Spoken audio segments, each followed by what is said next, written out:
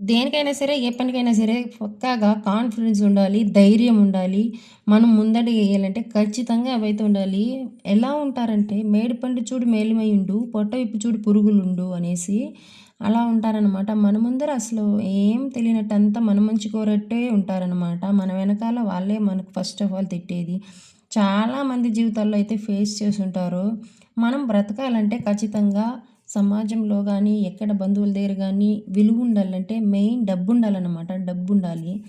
డబ్బుంటే దానంతట అదే విలువొచ్చేస్తుంది అంటారు. నాకు తెలిసి డబ్బుతో పాటు డబ్బే కాదు జీవితము. డబ్బుతో పాటు ఒక కాన్ఫిడెన్స్, ఒక క్యారెక్టరు అన్నీ ఉండాలన్నమాట. నిజాయితీ అనేది పక్కాగా ఉంటే ఏ రోజైనా డబ్బు మన దగ్గరికొస్తుంది. మనం కష్టపడితే ఖచ్చితంగా డబ్బులు సంపాదిస్తాం.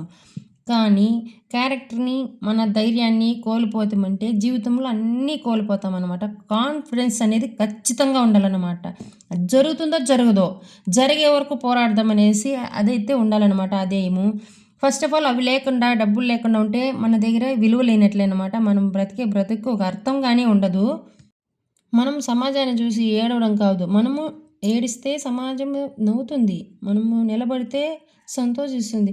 అయినా వాళ్ళెవరో సంతోషిస్తారని కాకుండా మనకంటూ ఒక ఎయిమ్, ఒక ధ్యేయం ఉండాలన్నమాట. సక్సెస్‌ని సాధించాలంటే ఎవరో అంటున్నారు, ఏదో అంటున్నారని కాదు. అది మనకు తెలిసినా కొంచెం ఓపిక పట్టి చూస్తే వాళ్ళకి మనం సమాధానం చెప్పేవాళ్ళు అవుతామన్నమాట.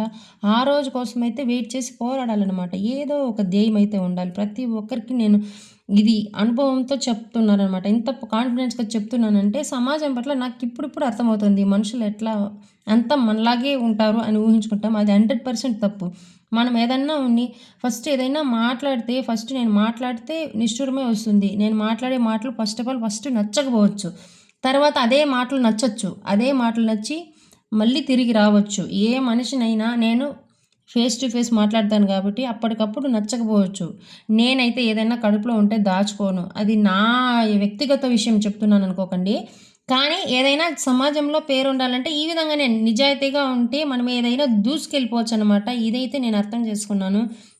మనము కనీసం ఈ పని చేస్తుంటే కూడా చాలామంది నెగెటివ్‌గా థింక్ చేసేవాళ్ళుంటారు. పాజిటివ్‌గా కొంతమంది థింక్ చేస్తే, నెగెటివ్‌గా చాలామంది థింక్ చేస్తారనమాట. మనం చేసే పనిలో ఎంత కరెక్ట్‌గా ఉంది, మనం ఏం చేస్తున్నాము, బాధ్యత అని తీసుకుంటాము. కానీ కొంతమందయితే ఉంటారు గదా! మహా మేధావులంతా వాళ్ళేమనుకుంటారు, ఇంకేమి బండితో లేదు, ఎద్దో లేదు, ఇద్దో లేదని నెగెటివ్‌గా ఆలోచించి మనల్ని కిందకి పడేయాలని చూస్తారనమాట. అవంతా పట్టించుకుంటే ఎక్కడ గొంగలి అక్కడే ఉంటుంది. అవంతా ఏం పట్టించుకోకుండా మనం ఏది ఫ్యూచర్‌కి ఈ విధంగా ఆలోచించాలనైతే నేనైతే ఆలోచిస్తాను. ఇక నెక్స్ట్ పిల్లల కోసం ఏదో ఒకటి చేయాలనేసి అయితే అనుకున్నాను. ఇంకైతే ముగ్గురు పిల్లలకి మంచి స్కూల్‌లో అయితే జాయిన్ చేశాననమాట.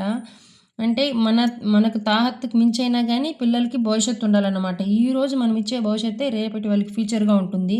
ఆ విధంగా అయితే ఆలోచించి నేను ఒక అంతా పాజిటివ్‌గా ఉంటుందనమాట. ఆడుకోవడానికి ప్లేస్ గానీ, గ్రౌండ్ గానీ, క్లీన్ అండ్ గ్రీన్ గానీ అన్ని రకాలుగా ఈ స్కూల్ అయితే నాకు నచ్చేసింది.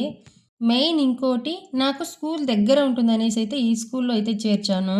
ఈ స్కూల్‌కి నాకు కనీసం అంటే ఒక ఏ ఏ 7, 8 మినిట్స్‌లో వచ్చేస్తాననమాట. ఇంటి నుండి నేను స్కూల్ వరకి నిదానం అంటే 10 మినిట్సు లేదంటే ఇంక త్వరగా అంటే 7 మినిట్స్ అనమాట. 7, 8 నిమిషాల్లో స్కూల్ దగ్గరలో ఆవరణలో ఉంది కాబట్టి ఈ స్కూల్ అయితే నేను ఎంచుకున్నాను. ఈ విధంగా ఉంటే మనకే మంచిదనమాట. నచ్చితే లైక్ చేయండి.